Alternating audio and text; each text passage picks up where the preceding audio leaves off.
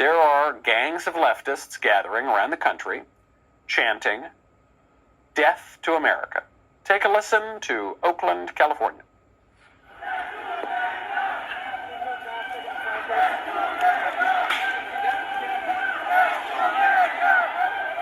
There they are. There's a lot of them, not socially distanced.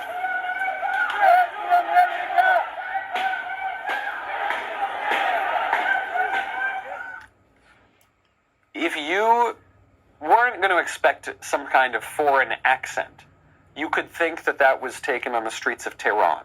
You could think that that was taken on the streets of Saddam Hussein's Iraq. You could think that that was taken somewhere in the world where people hate our guts. But it's not. It's actually from California. It's actually from Oakland. They're not hiding it anymore. When Colin Kaepernick started his anti-American protest, now years ago, he took a knee for the Star-Spangled Banner, for the American flag. And I said at the time, and I know a lot of conservatives said, that's disrespectful, that's very wrong. They said, no, he's not protesting the country. He's protesting police brutality. I said, well, that's kind of weird, because the American flag is not a symbol of police brutality, it's a symbol of America. And he's protesting that. They said, no, it's police brutality. You just don't understand. He's just doing it for racial justice, whatever that means. Then he started protesting the Betsy Ross flag. Then they started to burn the American flag. Now they are chanting out and out, "Death to America."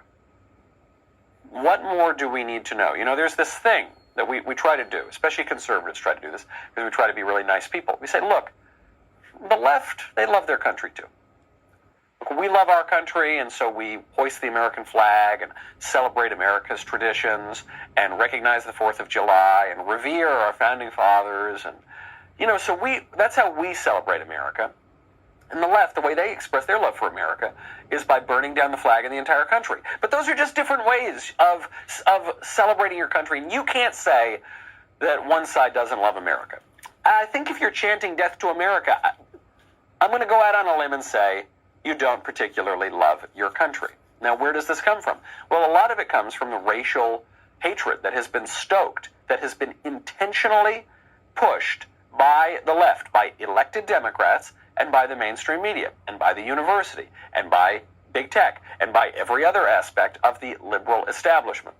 So much so now that you have a Death of America chant tying into the BLM chant, tying into not just Black Lives Matter, but tying into the phrase "white lives do not matter," which was posted by a young man who ran up to just a middle-aged white guy walking down the street and smacked him in the head with a brick.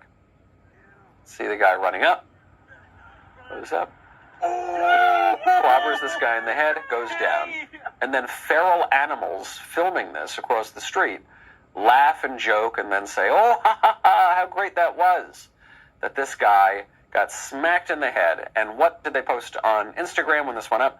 "Young man, you got knocked TF out, ha, ha, ha. You bet not run, ha, ha, ha.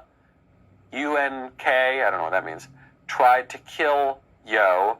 White lives do not matter, Black lives matter."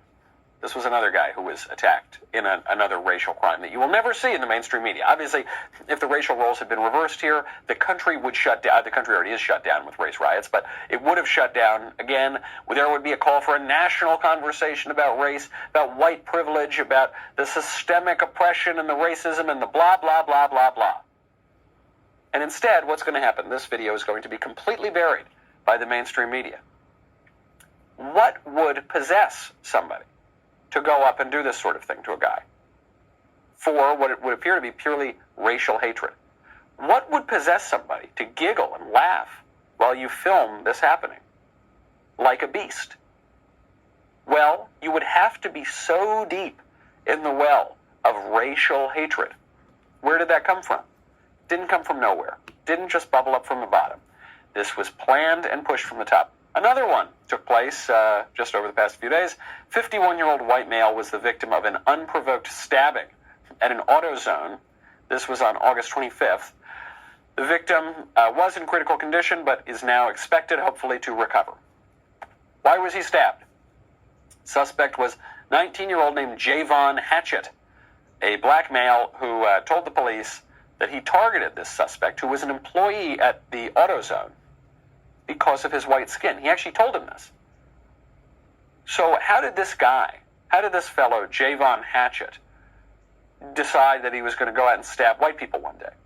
He told the police he, quote, felt the need to find a white male to kill after watching videos of police brutality on social media.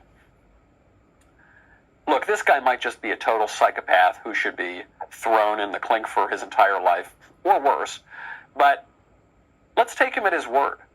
Let's say that he really was just watching these videos of police brutality on social media, and he got radicalized.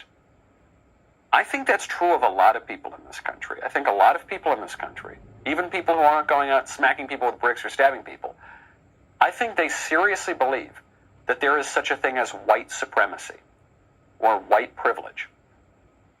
Now, there's no evidence for this, right? What is white privilege? We only have one legal system of legal racial discrimination in this country. It's called affirmative action. It privileges black and Hispanic applicants. It disadvantages white and Asian applicants to colleges and other institutions. That's the only one. That's obviously not white privilege. That's white disadvantage. But they believe that that exists. And more than the privilege, they believe that there's a system of white supremacy and white oppression. What does that look like? They can't tell you. They tell you it's so subtle that it only comes out in microaggressions and in the system. And it's been pushed by people influenced by Karl Marx and Antonio Gramsci and other thinkers for over 100 years. And it's gotten worse in the last 50 years. That is continued to be pushed today. You hear left-wing politicians, top left-wing politicians, Joe Biden stoking these flames. Joe Biden launched his presidential campaign by saying that Donald Trump called Nazis and white supremacists very fine people in Charlottesville. That did not happen. We've played the tape many times. And the same two paragraphs where he says the phrase very fine people, he explicitly says, I'm not talking about white supremacists and neo-Nazis who should be condemned totally. Joe Biden, as utterly vacuous as he is, as totally declined as he is, has to know that. He's just a liar. All of these guys are liars. And these lies have real-world consequences. Because if we're going to take this criminal from the AutoZone at his word, and in some ways I do, that means that you've got a program, a professionalized program in this country of liberal elites ginning up racial hatred for what they believe to be their own electoral benefit. And what you've got to know about these liberal elites is that they're liars. They're stone-cold liars. And they are ordering this from the top. Joe Biden tweeted out, quote, this was yesterday, tweeted out, does anyone believe there will be less violence in America if Donald Trump is reelected? Now, you might say, oh, this is Joe being wistful or aspirational because he's saying we need to elect me because only I will come together and bring this racial healing to America. I'm just worried.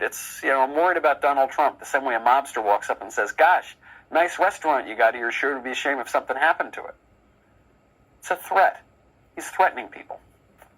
If you don't believe that from Joe Biden, he's a little more subtle about it. Take a listen to Kamala Harris in June, who was asked about the riots on the Colbert Show, and she said, they're not going to stop.